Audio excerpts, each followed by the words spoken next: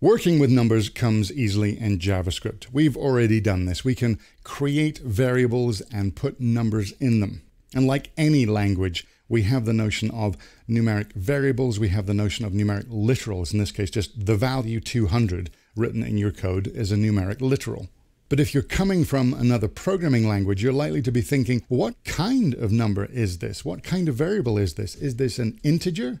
Is it a floating point number? What kind of number is it? Well, you don't have to ask those questions in JavaScript because internally, all JavaScript numbers are 64-bit floating point numbers. That's how they're stored under the hood.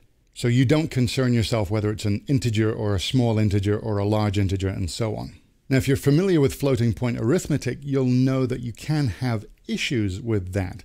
In practice, that doesn't tend to be a problem in JavaScript because most people aren't really doing complicated financial calculations in client-side code. But yes, JavaScript numbers are floating point numbers and all the usual rules apply to that. But if you want to store something in a JavaScript variable that has something after the decimal point, you simply write it. No special formatting is needed. It's very easy. However, there are a couple more things we need to talk about with numbers. One thing that you need to be aware of is just the behavior that happens when variables have certain values in them.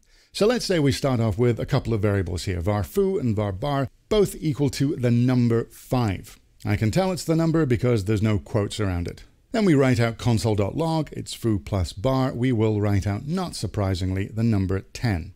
If on the other hand, we say var_foo equals 5 and var_bar equals 5, but these are strings, they're surrounded in the double quotes, or the single quotes would work too.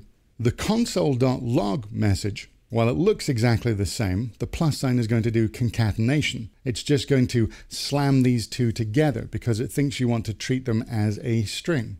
Now, sometimes you do. Say, for example, that these are holding area codes and phone numbers. You might want to concatenate them together instead of adding the numeric values together. But just be aware of that behavior. More likely, you're interested in what happens in this kind of situation. What happens if one of them is a number and one of them is a string? Well, in this case, it's going to do concatenation. If any part of it is a string, it's going to treat the whole operation as a string. But that can lead us into more significant issues. What happens if one of these variables is a string and we're trying to do something with it that just doesn't make sense? In this case, we're trying to do console.log foo multiplied by bar. We're using the asterisk. So 5 multiplied by b. Well, what's that going to do? Well, actually, what it's going to do here is evaluate as NaN. That's an uppercase N, lowercase a, uppercase N, which is not a number. This is a special meaning in JavaScript. It's telling you here this expression did not make sense. And sometimes we need to know this. Because think about this situation. Here's the situation we might be more concerned about. Let's say we know we're going to get a variable. Now, it should be equal to a number, in this case 55, even though that's a string. But it could be ABC, it could be a word, it could be some text. Perhaps we're asking the user for some input. We hope they type a number, but what if they don't? Well, step one is what I try and do is I try and make a new variable, in this case, my number, and create that by calling the function number and passing in this variable foo. Now, this function number is built into JavaScript the same way that alert is built into JavaScript.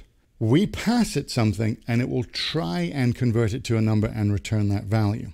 Now, if it can't convert it to a number, let's say this was ABC, it will return not a number. But I need to know if that was the case. I need to know if the variable my number is not a number. And luckily, we can check that. We have another built-in function that we can ask, which is nan, is not a number. Again, it's the odd casing here. Is lowercase, uppercase n, lowercase a, uppercase n. In this case, we pass in the variable my number, and the isNan function will return either true or false. Now be very careful about what it's doing here. We're asking if it is not a number, so it will return true if it's not a number. We can write out the message, it's not a number. Now what's often the case is you're actually more interested in knowing that it is a number. We don't have isNumber function, unfortunately. Well, I could, of course, just write an else statement after my if and then process some code there. But if I want to directly ask, what I'll do is phrase this as kind of a double negative here. What I'm asking is if not a number is true.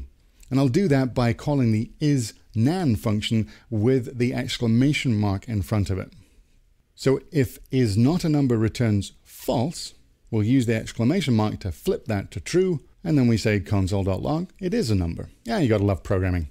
And finally, something that's come in very handy with working with numbers is something called the math object in JavaScript. This is an object that's just available to you, has some very useful behaviors, some useful functionality you can just tap into. Well, how do we use it?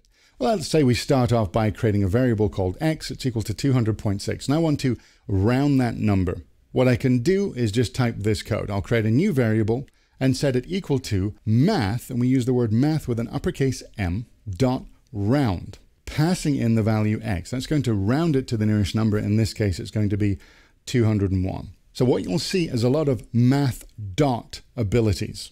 We have things like math dot max, which we can create multiple variables, pass in 2 or 3 or 4 or 5, and it will just return the biggest one. Flip side of that, math.min. And the math object has a lot of these options. We have math.pi, math.random, math.square-root, math.log. Useful functionality and useful behavior for working with numbers.